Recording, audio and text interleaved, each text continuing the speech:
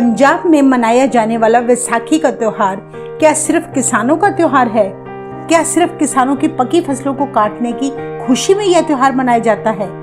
जी नहीं, वैसाखी का त्योहार केवल किसानों का त्योहार नहीं बल्कि सिख इतिहास में इस दिन कुछ ऐसा हुआ था जिसने पूरी दुनिया को ही हिलाकर रख दिया। आइए जाने इस वीडियो में कि आखिर इस दिन ऐसा क्या हुआ जिसने सिखों का नया इतिहास रच दिया। वाहे गुरु वाहे गुरु वाहे गुरु। वैसाखी पंजाब का एक प्रसिद्ध त्योहार है। वैसाखी का त्योहार वैसाख महीने के पहले दिन किसानों के द्वारा फसलों के पकने की खुशी में मनाया जाता है। पर इसके अलावा इस त्योहार का सिख इतिहास से गहरा संबंध है। वैसाखी वाले दिन यानी 13 अप्रैल 1699 को गुरु गोबिंद सिंह जी ने जुल्म के खिलाफ लड़ने के लिए खालसा पंथ की स्थापना की थी। खालसा अरबी भाषा का शब्द है जिसका अर्थ है शुद्ध, यानी जो मिलावट से रहित हो। गुरु गोबिंद सिंह जी ने खालसा शब्द उन सिखों के लिए प्रयोग किया है जो शुद्ध होकर अकाल पुरख से जुड़ गए। गुरु जी ने खालसा पंथ की स्थापना के समय कहा था कि खालसा कमजोरों के लिए ढाल और दुश्मनों के लिए तलवार है। खालसे का जुल्म के साथ वैर है। खालसा किसी बेकसूर पर हो रहे जुल्म को नहीं सहन कर सकता, चाहे इसको अपना आप ही कुर्बान करना पड़े। खालसा चढ़ती कला में रहता है, चाहे उसके सिर पर आरा ही क्यों न चलता हो। सिख इतिहास में ऐसे बहुत से उदाहरण देखने को मिलते हैं, जैसे भाई तारू सिंह जी जिन्होंने अपनी खोपड़ी उतरवा दी पर सिक्खी पर आंच न आने दी, भाई बंदा सिंह बहादुर, भाई मनी सिंह जी, भाई मती दास जी, भाई सती दास जी आदि ऐसे बहुत से सिख सूरमे हुए हैं जिन्होंने सिक्खी की रक्षा के लिए अपना सब कुछ न्योछावर कर दिया। खालसा काम, क्रोध, लोभ, मोह और अहंकार जैसे 5 विकारों से परे है। हम आपको बताना चाहेंगे कि खालसा पंथ की स्थापना गुरु गोबिंद सिंह जी की तरफ से लिया गया जल्दबाजी का फैसला नहीं था। इसके पीछे लोगों का सदियों पुराना दर्द छिपा हुआ था। मुगल सरकारें कई सालों से हिंदुओं पर अत्याचार करती आ रही थी। हिंदुओं का कत्लेआम हो रहा था। उन जुल्मियों के आगे लोग बुजदिली का शिकार हो रहे थे। तब गुरु गोबिंद सिंह जी ने एक प्रकार से मरे हुए लोगों को अमृत पान कराकर दोबारा से जीवित कर दिया। गुरु जी ने अपने लिखे हुए बचित्र नाटक में कहा है कि दुष्टों को खात्मा करने के लिए ही मेरा जन्म हुआ है। गुरु जी ने लोगों की बुरी दशा देखकर घोषणा की थी कि मैं ऐसे वीर बहादुर योद्धा पैदा करूंगा जिनके अंदर गाय के जैसी विनम्रता होगी और शेर जैसा बल होगा। खालसा पंथ की स्थापना कैसे हुई? 13 अप्रैल 1699 वैसाखी के दिन श्री आनंदपुर साहिब की धरती पर जो कुछ हुआ वह बेमिसाल था, जिसकी मिसाल दुनिया में कहीं भी देखने को नहीं मिलती। उस बैसाखी वाले खास दिन गुरु गोबिंद सिंह जी ने देश भर के लोगों को श्री आनंदपुर साहिब की धरती पर आमंत्रित किया था। वैसाखी के दिन गुरु जी ने भरे पंडाल में अपने हाथों में तलवार लेकर गरजती हुई आवाज में कहा, है कोई गुरु का सिख जो अपने गुरु के लिए अपना शीश भेंट कर सके। इतने वचन सुनकर पंडाल में बैठी सारी संगतें तब हैरान हो गई और एकदम वहां सन्नाटा छा गया। कई लोग तो डर कर वहां से भाग खड़े हुए। जब गुरु जी ने तीसरी बार ललकारा तो लाहौर का निवासी दयाराम उठा और गुरु जी के सामने खड़ा होकर बोला, गुरु जी मैं हाजिर हूँ। गुरु जी उसे अपने तंबू में ले गए। अंदर से एक जोर से लोगों को आवाज सुनाई दी।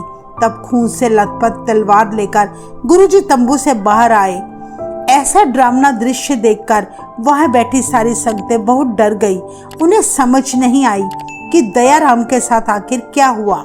कहते हैं इसके बाद गुरु गोबिंद सिंह जी ने एक और शीश की मांग की। इस तरह बार बार 5 शीश की मांग की गई और गुरु जी के हुक्म अनुसार भाई धर्मदास, हिम्मत राय, भाई मोहकम चंद और भाई साहिब चंद ने अपने आप को गुरु गोबिंद सिंह जी के हवाले किया।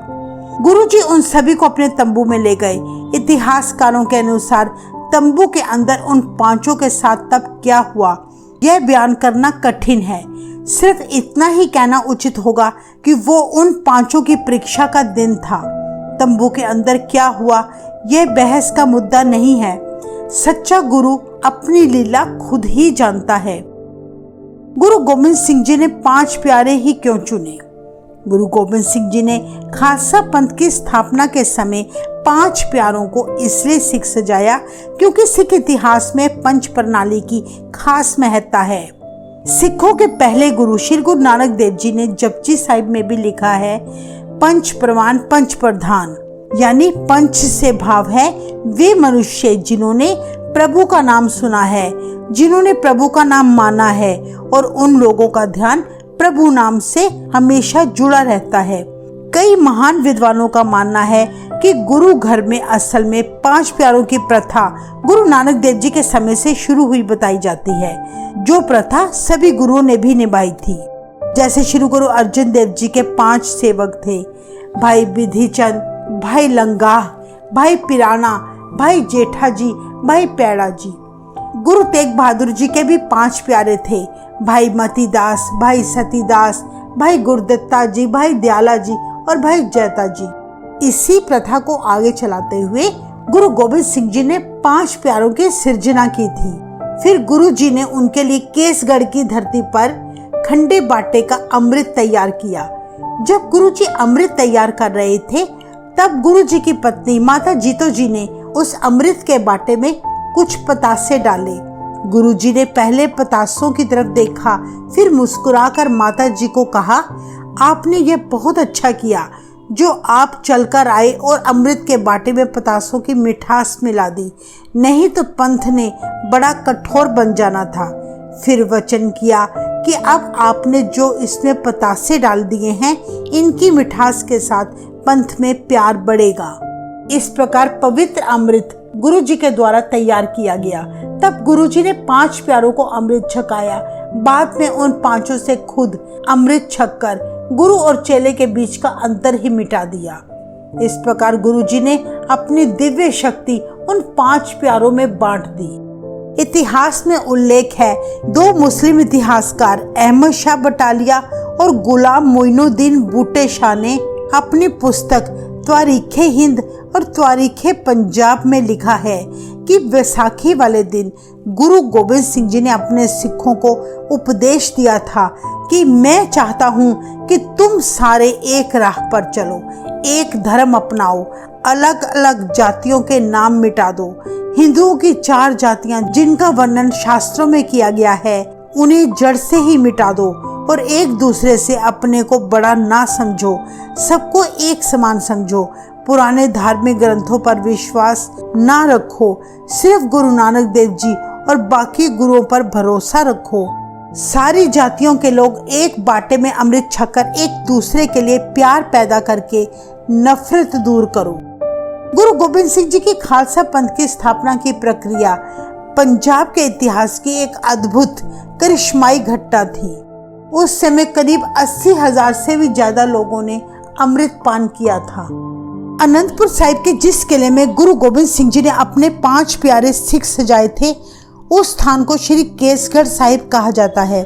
केसगढ़ नाम इसलिए रखा गया क्योंकि गुरु साहिब जी के लिए केसों की बड़ी महत्ता है। खालसा पंथ का लोगों पर इस तरह प्रभाव पड़ा कि जल्दी ही एक विशाल खालसा की फौज तैयार हो गई, जिसका परिणाम यह हुआ कि पंजाब में से जल्दी ही तब जालिम मुगल राज का खात्मा होना शुरू हो गया और 18वीं सदी के बीच तकरीबन आधा पौना पंजाब सिख मिसलों के अधीन हो गया। 19वीं सदी के पहले साल यानी 1901 में सरदार रणजीत सिंह समूचे पंजाब का महाराजा बन गया। खालसा पंथ की स्थापना के कोतक को बीते हुए करीब 300 साल बीत चुके हैं, पर खालसे का आचरण अब पहले से कमजोर दिखाई दे रहा है। जैसे गुरु गोबिंद सिंह जी ने कहा था कि मेरे सिख को जात पात की दलदल में नहीं गिरना, पर दशम पातशाह के सख्त आदेशों के बावजूद खालसा पंथ में जात पात भेदभाव अभी भी बाकी है। श्री गुरु ग्रंथ साहिब जी केवल माथा टेकने के लिए नहीं है, बल्कि अमल करने के लिए है। श्री गुरु ग्रंथ साहिब जी में साफ साफ लिखा है, जात बरन कुल सहसा चुका, गुरमत शब्द विचारी, इका बाणी इक गुर इको शब्द विचार। भाव कि गुरु की मत लेकर मनुष्य का जात कुल वर्ण के बारे में सारा भ्रम दूर हो जाता है। केवल बानी ही प्रामाणिक गुरु है। गुरु के शब्द को ही विचारो। यह एक बात ध्यान देने वाली है कि गुरु गोबिंद सिंह जी ने वैसाखी वाले दिन जिन 5 लोगों को अमृत छकाया था, उनमें से 4 शूद्र जाति के थे। गुरु जी ने नीच जाति समझे जाने वाले को खालिस बनाया, जात पात का भेदभाव खत्म किया। आइए वैसाखी के पवित्र दिवस पर गुरु गोबिंद सिंह जी के बताए हुए उपदेशों पर अमल करें और अपना जन्म सफल बनाएं। वाहिगुरु जी का खालसा, वाहिगुरु जी की फतेह।